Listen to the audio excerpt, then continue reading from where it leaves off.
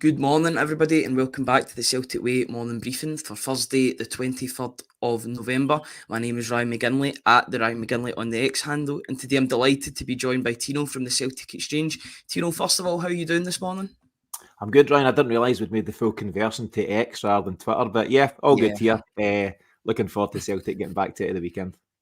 Yeah, absolutely. It feels like Tony and I talk about the real football being back, even though the international break has been quite good in terms of, Scotland getting a couple of results, but it's always good for Celtic to get back on, get the proper football. It's Celtic now until March, so we've got that festive period coming up, and there's plenty of games to discuss and talk about. And so I'm looking forward to discussing them in a wee bit more detail with you today. Just before we start, guys, if I could just direct everybody to the top of the screen. All of our videos are sponsored by MPH Group and Navien Boilers. They are Scotland's award-winning family-run all-trade specialists that are covering all of mainland Scotland. Winter's rolling in, and if you're thinking of giving your home heating system a boost, then MPH have an enticing Navien Winter Boiler Promotion just for you. When you opt for a Navien boiler installation through MPH Boilers, not only are you choosing top-tier efficiency, but you're also getting a free Navien Internet Controller. This subtle gadget can crank up your boiler's efficiency to an impressive 98%. And the cherry on top, they're covering the first year's service, no added costs. If you're wondering why Navien, they're gunning for Product of the Year at the H&V News Awards, the Oscars of the heating world. And to top it all off, the Navien ON range comes with an up to 12 years parts and labour warranty. That's some serious peace of mind right there. A big shout out to MPH as well, as they are nominated for Small Company of the Year at the same awards. Excellence recognises excellence. MPH even offers flexible finance options, so gear up for the chill and consider making a smart move with MPH and Navien. All the links are in the description. If you're looking for plumbing, heatings, kitchens or bathroom work, then look no further to MPH Group, and we thank them once again for sponsoring our videos. So Tino, it's been a really busy 24 hours in the world of Celtic. It seems as if it's went from 0 to 100% really, really quickly for the international break right into the AGM. I just want to get your thoughts, first of all, on everything regarding the AGM. I'm sure you've caught up with everything that's been said, everything that's been documented from that event in the Kerrydale Street that happened around about 11:30 to 1:30 yesterday morning and afternoon. Just want to gauge your opinion on maybe some of the stuff that's been said, some of the findings from the AGM, and just your overall feeling. Yeah, I mean, interesting enough, AGM-wise, I just followed it on Twitter. I just caught some of the kind of live updates from various folk. Nothing groundbreaking, I'd say. Obviously, there is a lot going on. There's the Green Brigade issues kind of top of the tree and the various financial updates. Brendan Rodgers gives his chat from a transfer point of view, but nothing groundbreaking. I don't want to be too dismissive and say it's just rinse and repeat, but it does feel it's a wee bit same year on year. You know, nothing great happens. Everyone gets voted back in as you would expect, and all the platitudes are given out. A lot of backslapping. Everything's great. Nothing to see here. Let's move on. I'd like to have seen a wee bit. I understand, different attendees had so many different questions, but I would have liked to have seen a direct answer on the lack of investment with regard to Europe. And if the platform was suitable, could we have asked the question why Brendan Rodgers wasn't backed accordingly? Because he wasn't. He wasn't given the striker he needed, probably the left back he needed, and you could argue about the goalie situation. So I know it's a corporate meeting, it's a business meeting, but listen, players and trading and recruitment, it's part of the business model, it's part of Celtic, and I thought maybe that question might have been asked at some point and we might have got a clear answer, but these kind of things get palmed off. Even Brendan Rodgers, I've watched his press conference from after the AGM, and he makes the point, he's listen, I'm all for Rodgers, fully behind him, but he's toeing the party line as well. He's basically saying that, listen, you can spend 8, 9, 10 million, doesn't guarantee you success either, so this is the world we're in. So, yeah, lots going on as such yesterday, a busy old day at Celtic, but nothing groundbreaking came out for me. Yeah, it was very much you knew what was going to happen. There was no spoiler alerts with regard to the resolutions, as you knew everything was going to pass through anyway. That is very much usually the case with regard to those resolutions. The profits that Celtic have got, Celtic are in a really, really healthy financial situation, which, going back to your point, probably makes it all the more, maybe not mystifying, but annoying that Celtic haven't pushed the boat out maybe a tad more with regard to some of the signings, especially in Europe. You've seen the difference that one or two players can make in Europe, a couple of designated players, and maybe they could have been the difference against your sorts of Lazios. I'm not going to talk about Atletico Madrid away from home because it was a totally different game when you're down to 10 men.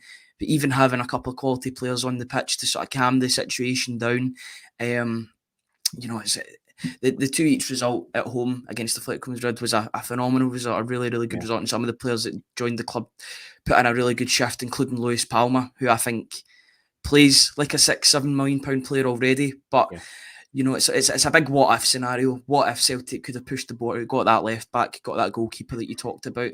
But, you're just hoping that in the next January window they push the boat out, but you just don't think that's going to be the case, do you?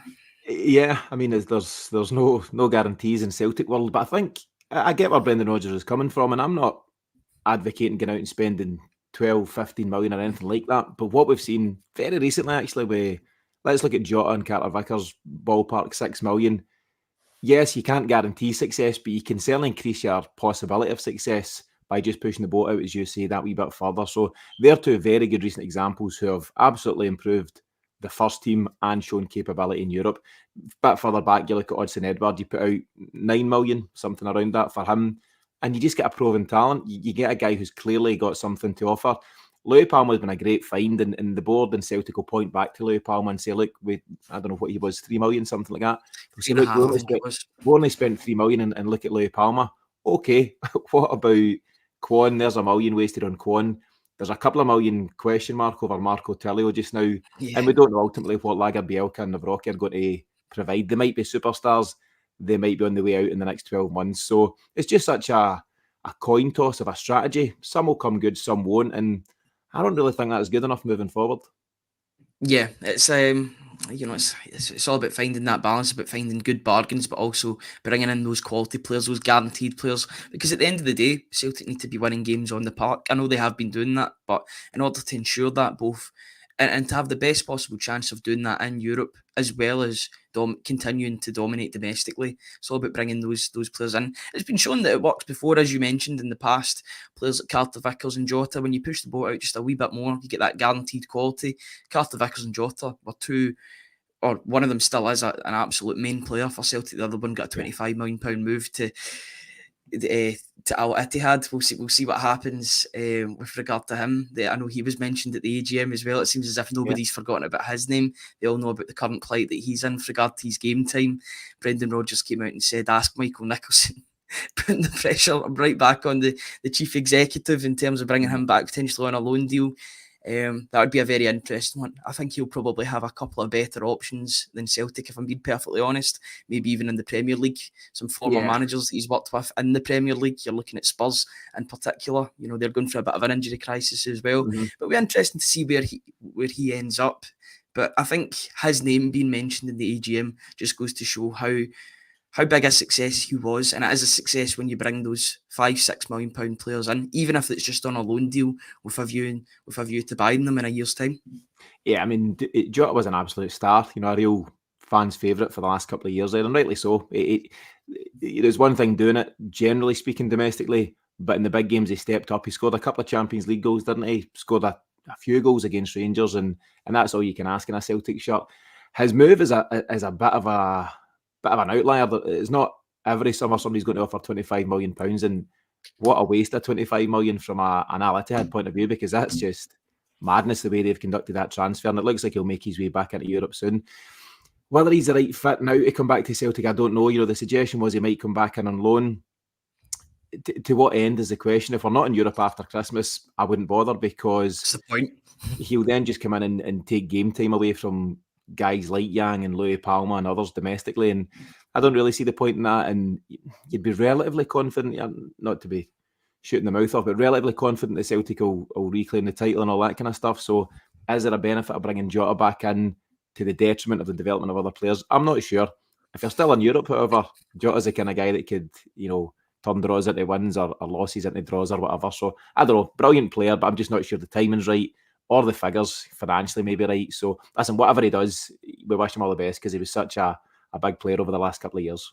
If Celtic are still in Europe by the time January comes around, it means that there's been a couple of phenomenal results in the last couple of games in the group. So fingers crossed that is the case, and we can continue to have that conversation regarding Jota. I agree with you with regard to bringing him on a loan deal. There's no point when you've got permanent players at the club, such as Yang, maybe even Tilio, if he's ready by that point to stake a claim in the first team.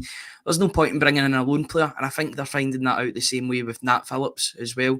I don't think his loan deal will be extended in January, and that's purely because of Liam Scales, because of how good he's been when he's came into the team. If they would have known that Liam Scales would have got to this level, then I don't think they would have even went for Nat Phillips on an emergency loan. That's all he was, to be honest, for him. And it's unfortunate labeling a guy like that like an emergency loan. Like it was very much a last minute sort of deal to get cover for that position. But this emergence of Liam Scales, I don't think anybody seen this coming, including the manager. He's talking about it being one of the biggest surprises of his career, and he's kept it going. His numbers are really, really good. That they actually continue to impress. We do the stats bomb reports on the website, and there was a game in particular against Ross County where he wasn't even a defender. He was another midfielder for Celtic due to how far up he was in the pitch, and that just shows the progression in his game, because the passing, his passing accuracy was so good. It was his use of the ball that was good as well. In terms of centre-back, just going into January, and we'll maybe talk about Brendan Rodgers' comments off the back of that as well, when he's talking about bringing in quality and maybe the myth that surrounds quality with £2-3 million players, or rather £5-6 million players for guaranteed success. Do you think that the centre-back position is going to be one of those places that maybe more players go out than go in? Because personally, I don't see any centre-back coming in. If anything, it'll be 2 or 3 that go out the door. Yeah, I don't think we need any more in. And international footballer Liam Scales is doing his job and then some. We put a bit of focus on Scales this week, just in our weekly show, and I think he started the last 15 games for Celtic, and he's kind of made himself undroppable. We did have the debate. Listen, he's doing really well. He's not making any mistakes, which is good. I put forward the argument that that's all fine, that's all really good, but would a better player, and he does have his limitations, would a better player excel even further though? Because it's important, for example, when you come out with the ball from centre half at Celtic, you get more time than most centre halves. It's not all about defending. So would a better, more composed player be even more effective there? I don't know. It's just a question. Would they maybe chip in with a couple of goals from set pieces, things like that? But in Liam Scales, from his point of view, all he can do is what he's doing, and it's impressive to see. And I think he's got a really strong mental resilience. I think, listen, he came in, nobody wanted him in, particularly after the St Johnstone game. Then he gets thrown in at Ibrox and turns in a man of the match performance. He's since played in 4 Champions League games, international stuff, as I mentioned. So real credit to him. From Liam Scales' point of view, he's doing everything asked of him. And listen, I wish him continued success. I'm not sure if he's a long-term answer, but for now he's the man in the shirt, and deservedly so. In terms of guys coming in and out, centre-half-wise, I think certainly 2 will go out. Nat Phillips, as you mentioned, will rightfully return. He's come in emergency cover and not been needed because the surprise emergence of Scales. So Nat Phillips goes back, and all the best to him. Yuki Kobayashi definitely goes out on loan. It's just not happening for him at all. 0 competitive minutes under Rodgers. Rodgers speaks well of him, says he's an important part of training. He's got a great attitude, and that's maybe the bare minimum you'd expect. But from a footballing point of view, he needs to get games, and it won't be at Celtic by the looks of it. That would leave us with Carter Vickers, Scales, Navroki, Lager-Bielka, and potential emergency cover in Iwata if he needed it. I'd say that's more than Welsh enough. as well. Of course, I forgot Welsh, and he obviously signed his new deal, so he'll be back from injury soon enough, I'd say. So there's plenty cover there. There's seven or 8 guys there we've mentioned all in all. So yeah, no need to sign any new ones, and I think a couple will go out.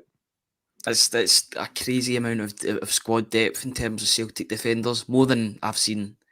I'm trying to actually think back of a time when Celtic had so many capable defenders. Now, I'm not saying all of them would be starters, but there's guys that could come in and do a job for Celtic for sure, in one-off games, 1-2 games, and players that would be there. For me, it's always going to be, whilst he's at the club, it's always going to be Carter Vickers and somebody else. Carter Vickers starts every game for Celtic if he's fit. The only reason he wouldn't start a game is if he's injured. That's how consistent he is. Brendan Rodgers spoke about him as being one of the players he was most impressed by. He's a player that watched them from afar, but it's only when working with Cameron Carter-Vickers that he realised how good he was, how mature he was, experienced, and how good a defender he was, to be honest. But it's a very, very interesting one because, Welsh signed his new deal before the emergence of Liam Scales. The reason that Scales got his chance in the first team was because of that injury to Welsh. I think it was hours after he signed his new 4-year deal with the club. You've got Nawrowski in there. That was Celtic's biggest spend in the transfer window in the summer. You're expecting him to come in and really make his mark on the team when he's fully fit. But at the moment, he can't shift Liam Scales out of that team. Lagerbielke, he's getting called up for Sweden. I know he didn't get called up in the last squad, but he seems to be in the Sweden camp's main thoughts, of the Swedish manager's main thoughts for centre-back options going into the future. He can't even make benches sometimes, never mind starting 11s. So it is a very, very interesting place to be if you're a Celtic centre-back. But that's all down to Liam Scales. Brendan Rodgers has made quite a good headache for him to have because he's playing so well and he's playing basically out of his skin that players at Celtic have signed in the summer transfer window just can't get a look in. Yeah, I mean, as I say, he's undroppable, and that's all down to Liam Scales. I think when Brendan Rodgers threw him in, St Johnstone was the first game. I'm sure Nawrocki picked up an injury in the loss to Kilmarnock, the League Cup loss to Kilmarnock back on the 20th of August, if my dates are right. So I think that was right, okay, we'll throw in Scalesy. We know he's limited and we'll shuffle the pack over the next few games. But as it happened, Scales he continued to excel, and no more so than the Ibrox game. You couldn't drop him after that. And then it went on to the next game and you couldn't drop him after that, and so on and so forth. And it's right now, he's just nailed on. It's him and Carter-Vickers all day long. We asked the question on the show there this week, if we're a cup final tomorrow and all centre-halves were fit and available, who would your pairing be? And right now, based on the data and the evidence that we've got, it would have to be Carter-Vickers and Scales. Nawrocki may well come good, and I like the potential of him. I think he possibly will emerge as the first choice, but not yet. He's not done enough in a Celtic shirt, and I'm sure he'll be working hard in training and trying to impress. But at the moment, it's all about what you do on the Saturday or the midweek game or the 90 minutes, and Scales is doing the job. And yeah, hard luck for the new guys, but that's a challenge to Nawrocki and Lagerbielke. And anyone that comes to Celtic, you shouldn't walk into Celtic's team at any time, and they're obviously finding it harder than most at this moment. Yeah, it's a very, very interesting place. I did an article a couple of weeks ago, the curious case of Celtic's centre-back position and the curious case of Liam Scales, because, there's all that money. It's, what was it, about £6-7 million worth of centre-back options that just aren't playing at the moment. Some of them aren't even getting on the bench, never mind the starting 11. So it is a very, very interesting place to be for Brendan Rodgers and his centre-back position, but it's definitely something that's going to develop over the next coming weeks and months. There will be rotation, that partnership won't go on absolutely forever. You would hope so as well, because you want to see other players get a chance, as well as Liam Scales has done. He's going to have to sign a new deal as well, because his contract's up at the end of the season. So, he could... It's a mental situation to be in, but Liam Scales could go and talk to teams in January because he's only got 6 months left on his deal. I think that is very much in the works though. I thought I checked on this semi-recently. I thought he was tied up till 2025. I thought he'd signed a 4-year deal when he signed up. Maybe one for double checking. But regardless, we again had the debate on, do you sign Liam Scales in a new deal or not? And there's definitely fors and against. If you certainly do sign him up, first and foremost, it probably makes sense from a business point of view. He's no longer the, £300,000 footballer who might have gone to Aberdeen. He's now got international experience and Champions League experience, and all of a sudden he moves into a new bracket. So instead of Aberdeen looking for him, does a team at the top end of the Championship down south look at him, or a few different options? You might have seen the Mad article touting him for a move to Man United. Some online scout said, he's somebody Man U should be looking at.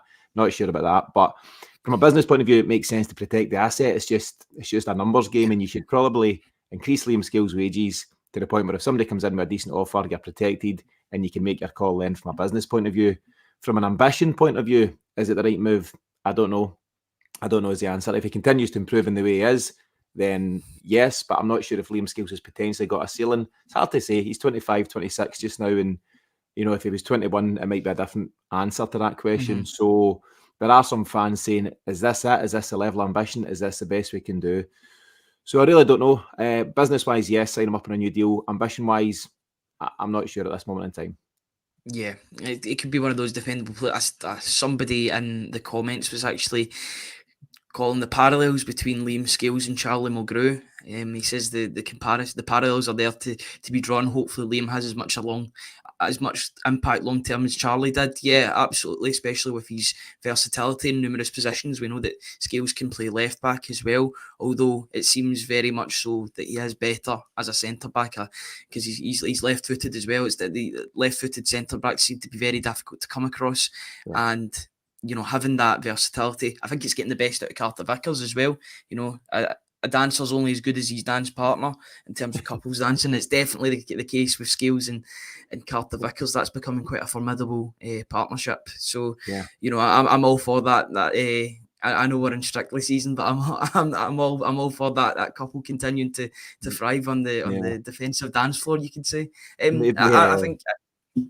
I was going to say maybe your Strictly season is not really my cup of tea, but I love the analogy. Definitely isn't mine either. But I do agree. I think partnerships all across the park are important, and I speak about this quite often. Your centre halves need to have that connection. You need your Greg Taylor needs to link up with Louis Palma. Alistair Johnson needs to link up with Maeda when fit. All these guys. Your forwards, your midfield. There needs to be partnerships all across the board. Carter Vickers and Starfelt formed a phenomenal partnership. But it wasn't natural from a left-sided point of view for Starfelt. He had to work at that. And great as he was for Celtic, there's no doubt at times there was an awkwardness as he tried to get the ball as quickly as he could onto his left-hand side to then make the pass. Liam Scales can just make the pass, in one fluid move, if you like. And it's a huge plus because starting the attacks quicker is a big advantage for Celtic, and you catch the opposition on the hop if you do that. So there's no doubt it's a huge plus, and Liam Scales benefits from being a natural left-sider. Whether Carter Vickers and Nawrocki or Carter Vickers and Lagerbielke may be a better partnership moving forward, we don't know just yet, but it is important that you've got a steady pair, and I don't like to see shuffling of the pack too much. And whether Brendan Rodgers makes changes soon, we've got 10 games in 35 days, starting with this Motherwell game on Saturday. And whilst you're looking for consistency, you also need to be smart in terms of managing the bodies and the fitness levels and the energy levels of these players, particularly when you've got some tough European games within that mix. So he'll need to make changes at some point, and I wonder if he'll use the opportunity maybe, towards the tail end of the year here to slowly but surely introduce Nawrocki. I don't know, but it's going to be really interesting to see. Yeah, and I think you were talking about assets with Scales signing a new deal. You've got to safeguard your assets. I did check; he is contracted until the summer of the end of the season of 2025. So he's still got another year after this one. But again, I think it's important to reward Scales as well with his contract, or maybe there isn't that much of a rush in terms of that because he's still got a couple of years left. But in terms of would he be deserving of a new deal? He's, as you said, I think he started the last 15 games. He's played the full 90 minutes in each of those games. Having somebody dependable like that, it's difficult to come by. It's difficult to manufacture that with a player. So having him at your disposal could be a good option to just go with, even if he's happy with his lot and he's happy coming off the bench in some games and being a rotational player. He might not be because he's now a main player at Celtic, but if you've now had a flavour of first team football for 15 games in the bounce, you're not happy to go and sit on the bench. Your own expectations change, and I think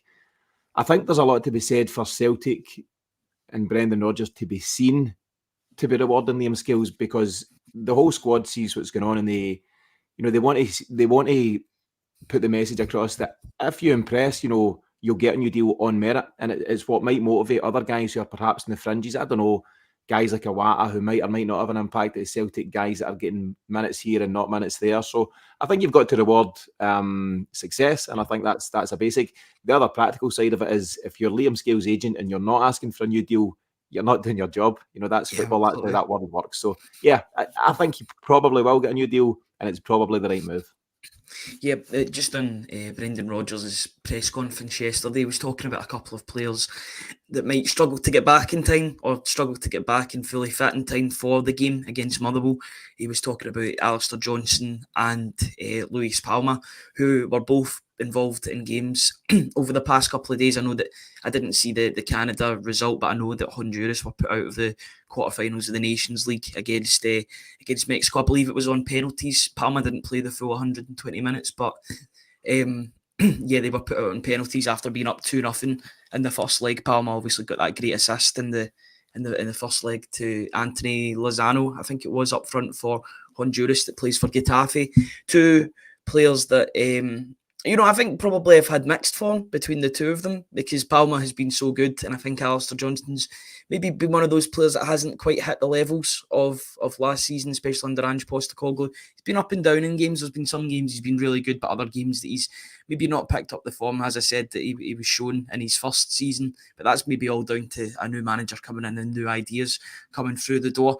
With the weekend now, I think...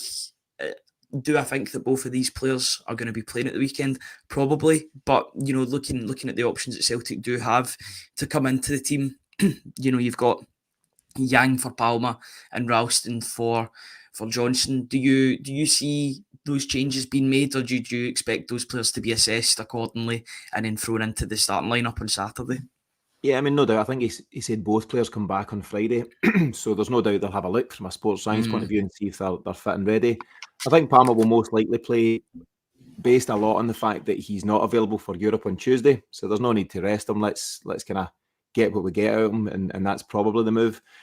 For Alistair Johnston, it's a funny one, isn't it? He is a bit out of sorts, particularly based on what we've seen when he first came to the club. And actually, I hadn't properly thought about it, but the Champions League stuff is where he's struggled particularly. Yeah. I think he's had a tough campaign there. But you forget that this is his first foray into European football at all. He signed in the January, no European football after Christmas to speak of at that time. And all of a sudden, he's thrown in against Lazio, Feyenoord and Atletico.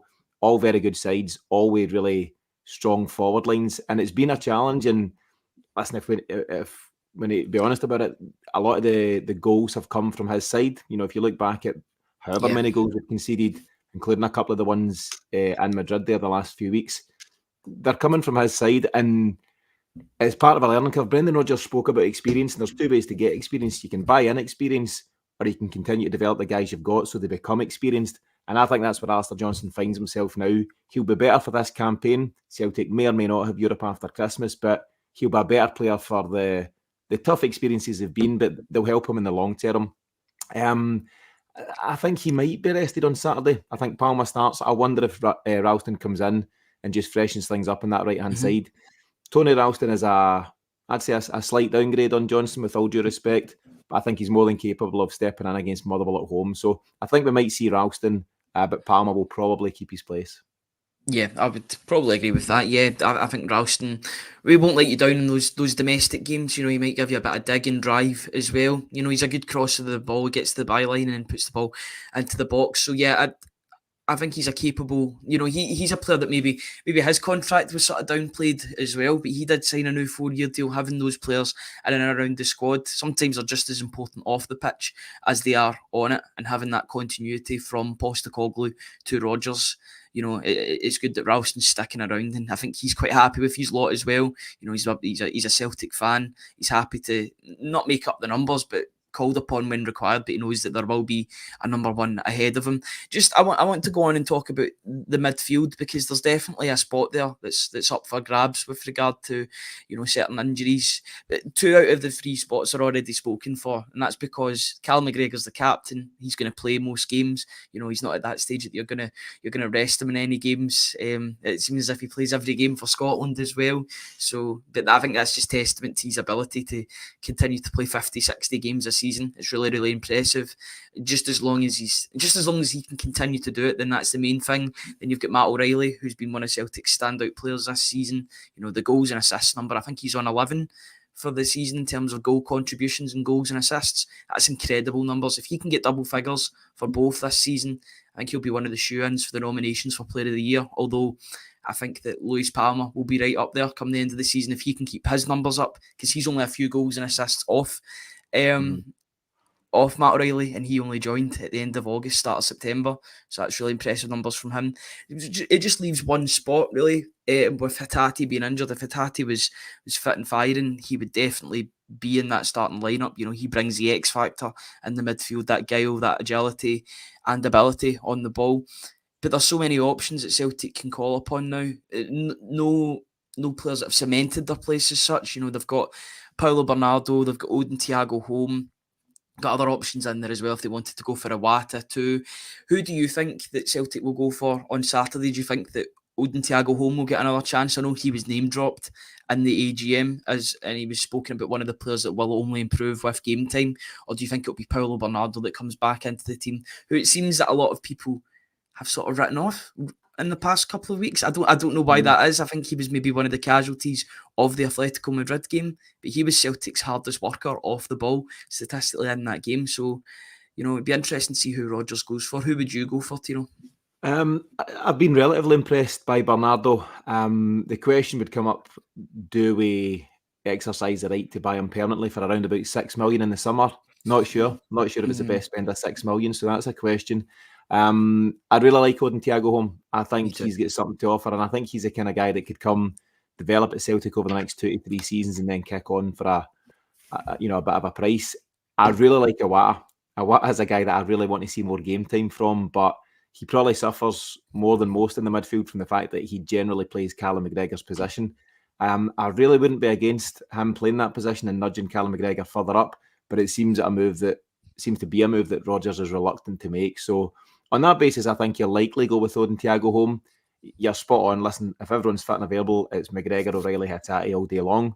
And we've seen that actually from both managers, didn't we? Rodgers and Postecoglou. But yeah, for this one, I think Thiago Holm, he's not had many starts. Maybe, not sure if he's had any starts actually at home at Celtic Park. You would know that better than me. Aberdeen game, apart from the Aberdeen game, it's just been that one. And away from home against Kilmarnock in the League Cup, those are his only 2 starts. So I think he, like any player, you need to get this run of games. And that's life at Celtic. Sometimes guys get dropped in and then they're out for a couple of games and they're not in the squad and then all of a sudden they start. That's very hard at any level of football when you can't get any kind of sort of run or consistency. So whether it's Odin Thiago Holm or Bernardo or Iwata or whoever he puts in, we've not even mentioned Turnbull, which kind of maybe indicates where he is in the pecking order. His numbers are incredible too. It's for a player that's got limited game time, and I can't believe that he completely slipped my mind. He's one of these players that maybe he's not one of the flashy names out of the couple that I've mentioned. You get Portuguese midfielder Bernardo, Norwegian dynamic midfielder Odin Thiago Holm. Turnbull's numbers are quite good. He's one of Celtic's top goal scorers this season. He's got goals in his game. He's got key passes in his game as well. He always comes up trumps in those numbers too. But he is a player that's out of contract in the summer. Very, very interesting to see where Celtic go with that. Do they try and cash in somewhat in January, get a Christie sort of deal for him? Or if those numbers are even available to him, or do they offer him a new deal? Does he stay at the club? Because, it's probably not best for his career that he stays, because he'll need game time. He's 23, 24 years old now. He needs to be playing that absolutely every week, and I wouldn't grudge him if he was to leave the club in pursuit of more first-team football. It's an interesting dynamic to have for sure. Yeah, I've got to be honest, I've been pretty disappointed the way it's played out for David Turnbull. I had such high hopes for him. He obviously came in during that strange COVID season behind closed doors, and he was one of the shining lights for Celtic during a pretty tough time. So was Ismail Assoro, which maybe tells its own story about how poor we were at that time. But Turnbull was good, added a couple of goals in Europe and really stepped up at that time under Neil Lennon.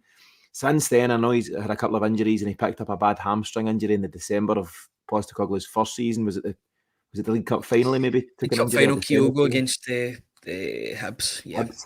So he suffered a wee bit then, but his career has stagnated. There's no doubt about it, and he's got such a good technique. He's the kind of guy that's always capable of grabbing a goal or an assist or anything like that. But you mentioned the word dynamism or dynamic. I think when you're talking about Thiago Holm, it's not a word you would associate with David Turnbull, unfortunately. He seems to lack that kind of drive and energy. And I've said before, I don't know how a manager can get that out of him. To an extent, you've either got that or you've not. But I wonder, you remember Brendan Rodgers speaking recently about Rio Hatate needed to add a wee bit more intensity to his game. And I think David Turnbull's in that boat. And I'm pretty sure Brendan Rodgers will have said to him, I need a wee bit more drive off you, David. But it doesn't seem to be coming. His numbers are good, and he would push back. And I know he done the blocking out the haters kind of celebration. Not a fan of it either, to be honest with you. To properly block out the haters, give us more. Give us, proper consistency, goals and assists week on week, drive the team forward the way that Hatate might do. So I'd love it to work out for Turnbull. My feeling is, as we head very quickly towards January, he may well run down the clock, or he may even move on in January. It's hard to justify offering him a new deal with so many other options in there at this moment in time. Yeah, and it seems like a long time ago since that first day of the season when he scored those 2 goals. What we were like, what is the dynamic going to be here? Because you get Hatate, a really, really good player, and a player that established himself under Ange Postecoglou as one of the starters. If Hatate was fit, he played under Ange Postecoglou. All of a sudden, he was on the bench. David Turnbull was starting games. People were calling for a new contract straight away. But Brendan Rodgers, I remember his comments. He said, David's got to keep this consistency up.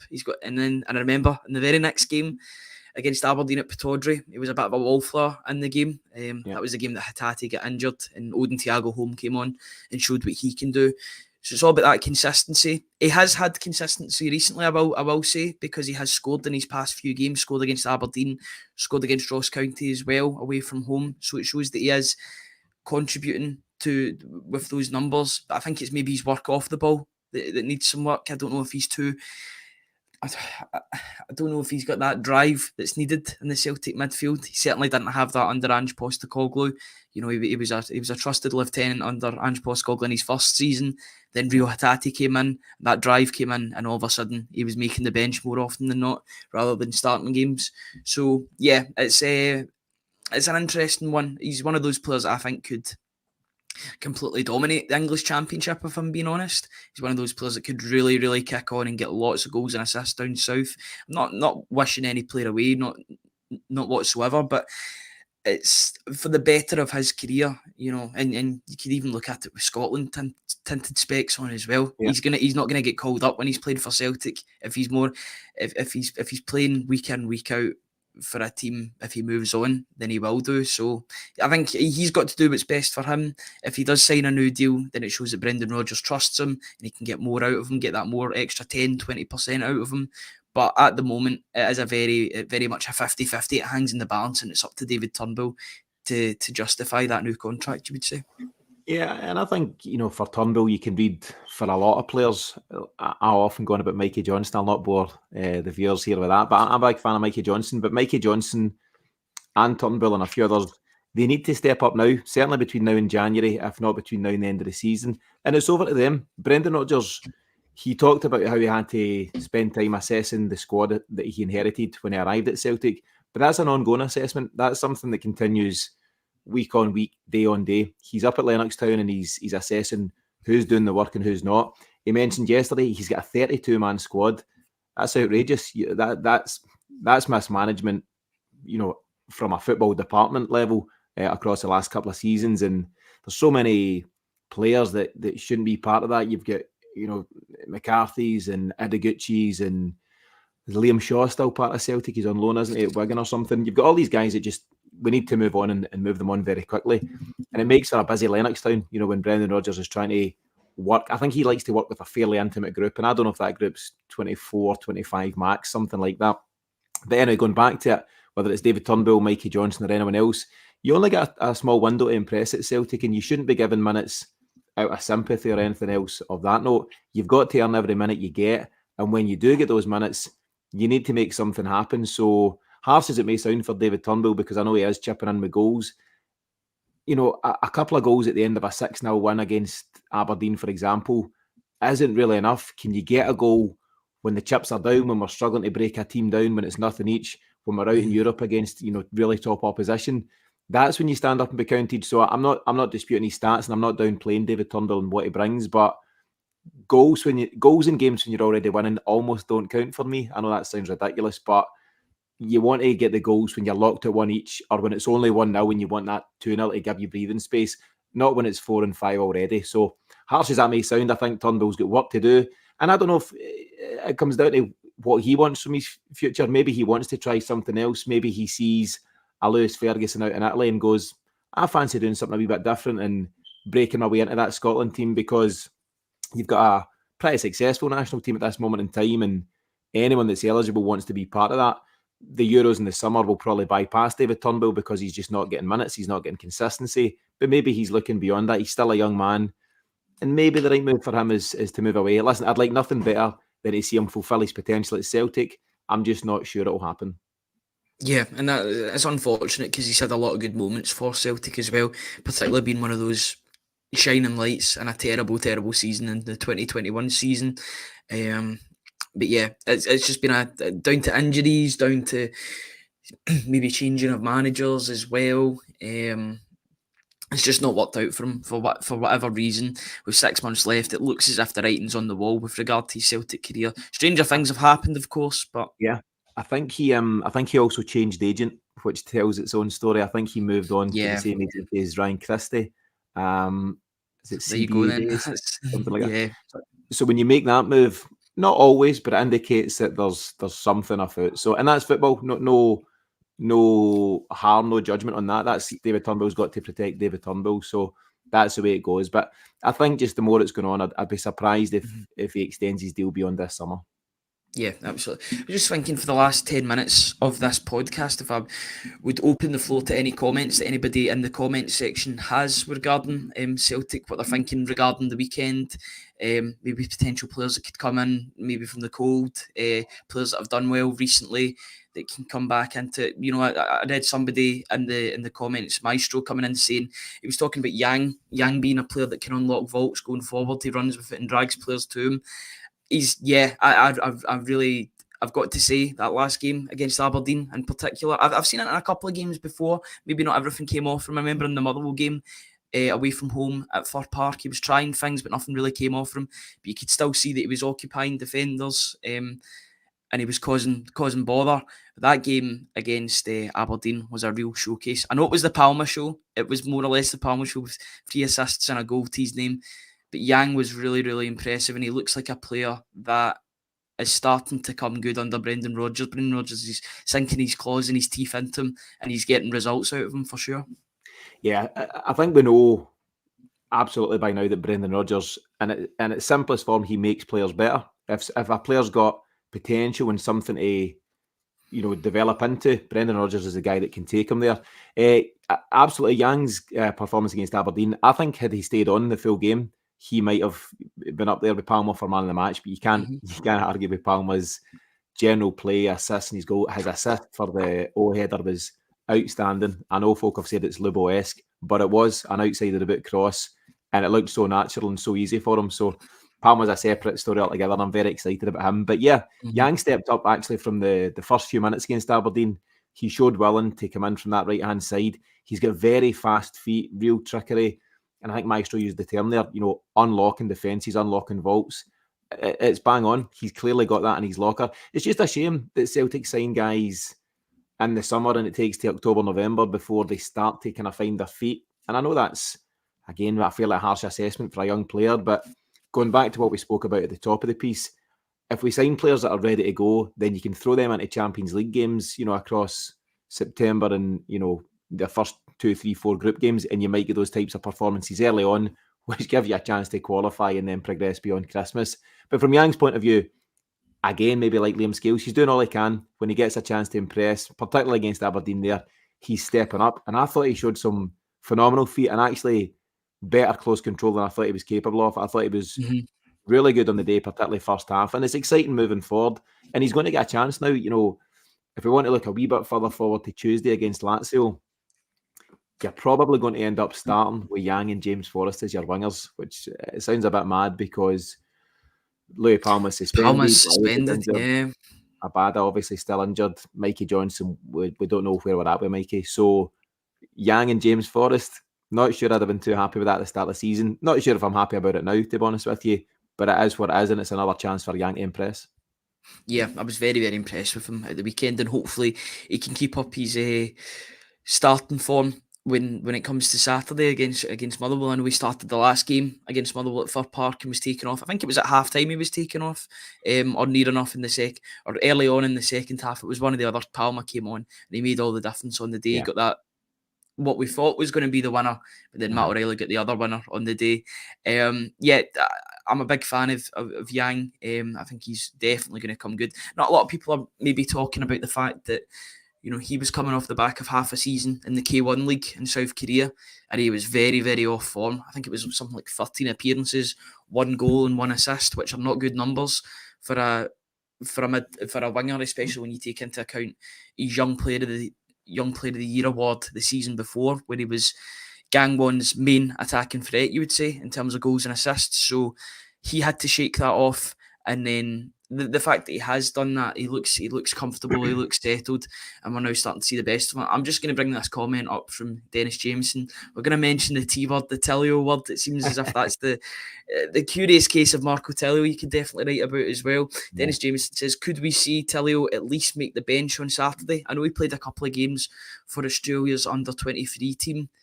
Yeah. Where are we at with Tilio at this point? Because, you know, those comments a few weeks ago from Brendan Rodgers, to me, anyway, the way that I read them were a bit concerning. The fact that he hadn't adjusted to life in Scotland and life at Celtic at that point. He wasn't physically ready to make an impact. The fact that Rodgers was saying that he's in no rush with Tilio. He'll wait for Tilio to come to him when he's ready. What's your opinion on the whole thing? Because we've got absolutely nothing to base it off of in terms of game time. It's similar to Kwon in that regard. You're hoping that we see him on the bench or named on the bench because it shows that he's doing enough on training to warrant a place on the bench. But where do you think we stand with Tilio, Tino? Yeah, you call it the curious case of Marco Tilio. We featured him in the show this week. We called it the mystery of Marco Tilio. Same thing, but there's just so many unanswered questions. The puzzler for me is that Brendan Rodgers quotes, which, they are concerning. He spoke about Marco's found the transition harder than he expected. The physicality, we'll need to take our time with him. I'm in no hurry. All these kind of things. I think we've spent close to 2 million on him, so I'd be in a wee bit of a hurry. You know, if he was a kid coming through the academy, you might say, okay, let's take our time here. If you spent a couple of million, you might want to push that a wee bit. He arrived, I think he's got 5 full caps for Australia. He's won 2, if not 3, A-League titles with Melbourne City. He's a bona fide pro footballer and understand the pace of football, and the standard in the A-League might not be what it is here in Scotland, but you'd like to think and hope he'd have been certainly featured more than he has now. He's got 0 competitive minutes. He's played in a couple of charity games or friendlies or something like that. And all of a sudden, I don't think anyone was expected it, but all of a sudden he was coming off the bench for Australia under-23s against Qatar there during the week. I think he got 9 minutes or so off the bench. So he's clearly fit and able to take to a football park. It's not like he's got a chronic injury that prevents him physically from taking to the field. It's just whether his match sharpness and ability to play in the rigorous level that Scottish football can be at times, whether he's ready for that or not, I don't know. I'd love to see him on the bench on Saturday. I think we all would, because you're just, anytime Celtic sign a player, you're desperate to get eyes on him and just see what he can offer. And I think a lot of folk were quite excited about his signing. More so possibly than Louis Palma at the time. You're thinking Tilio's the man. Mm-hmm. We'll see what Palma does. But Tilio's just not featured at all. And I think whether it's Saturday coming or not, I'd love to think over these next 10 games that I mentioned, he's not in the European squad, is he? And that would be too tall an order. But let's see if we can throw him in domestically and maybe in a game that we're comfy in, and can he just show us something? Because otherwise it's just a serious question mark. And you throw Kwon into that mix as well. 0 competitive minutes for Kwon, and we paid about $1 million for him. So there's 3 million doing absolutely nothing for you at this moment in time. Yeah, it's definitely spots that could be used for other players that are maybe trying to get into the team. Even that, or you just cut it down completely and have a squad of players that are actually going to contribute. You can mention Kwon in there. You can mention James McCarthy. The players that are out on loan. There's some players that are out on loan that you just know won't make another competitive appearance for Celtic, just due to the nature of the loans. You look at Ideguchi going back to Japan. If Celtic were serious about bringing him into the fray, then they would have probably sent him to maybe a Scottish team or a European team, but the fact that they haven't, I think they've maybe cut their losses. And the same could be said for Kobayashi. The fact that there's already J-League teams looking at him. could maybe suggest that he's going to go back to his home country. It's not worked out for him whatsoever. It's no slight against him. It's just not worked out. That's football. That's what happens at the end of the day. That's us been going for about 48 minutes. We've had about 220, 230 people on at the one time. We really do appreciate everybody's comments. But before I get into the sponsors and obviously talking about the website, where can everybody find you, Tino, if they haven't found you already, with regard to the Celtic Exchange? Yeah, so just the Celtic Exchange podcast. We do a weekly show every Monday night, and then for subscribers, we've got additional content by way of pre and post matches and some special episodes with ex-players, coaches, journalists, that kind of thing. So you'll find us in all the usual podcast places, Apple, Spotify, Google. But very generally speaking, the CelticExchange.com is where you'll find all of our content, blog articles, videos, links to podcasts and that kind of thing. So yeah, CelticExchange.com is the best place. Yeah, I urge everybody to check it out. It's a good. I pay for the premium stuff as well, and it's really good for the pre and post match stuff as well, special interviews as well. So it's I very highly recommend it. And from one recommendation to another, can I please urge everybody to look at the bottom of the screen? If you subscribe to the Celtic Way website, you'll be supporting top quality football journalism covering the club you love. We're currently running a deal for £4 for 4 months. That's a one-time offer. Or if you want £18 for the full year, visit www.celticway.co.uk/subscribe. On there, this morning there is a lone player sort of review with regard to Ben Summers, Ben McPherson and Bosun Lowell that's available on the website from Stuart Ross, where he looks at Y-Scout player radars to basically gauge how well they've been doing in their respective loan deals. Some have been better than others for sure, but it seems that all of them seem to be getting a bit of game time, which is always good for loan players. There's the full Q&A to Brendan Rodgers' pre-match press conference is also available on the website, as well as Tony's opinion piece regarding the events that happened yesterday at the AGM. So that's all available on www.celticway.co.uk/subscribe. So yeah, get involved. And once again, we'd like to thank our sponsors for the videos as always, which is MPH Group for plumbing, heating, kitchens and bathroom work. When you opt for Navien boiler installation through MPH Boilers, not only are you choosing top tier efficiency, but you're also getting a free Navien Internet Controller. It can crank up your efficiency to an impressive 98%, and they're covering the first year's service, no added costs. They even offer flexible finance options. Gear up for the chill and consider making a smart move with MPH and Navien. So as always, if you're looking for plumbing, heating, kitchens or bathroom work, then look no further than MPH Group and Navien Boilers. Tino, thank you so much for joining me this morning. It's been a pleasure talking to you once again. Yeah, spot on. I really enjoy it, always do. And as you say at the top, international stuff's all well and good to see Scotland doing well, but the real stuff starts again on Saturday. So very much looking forward to that. And we're getting closer and closer to the real stuff coming back in full. Saturday afternoon, 3:00, Celtic v Motherwell, and we're looking forward to getting to it with every passing day. Thank you, Tino, once again for joining me. Thanks to everybody in the comments for contributing, and we'll see you all at the same time tomorrow. Cheers, guys.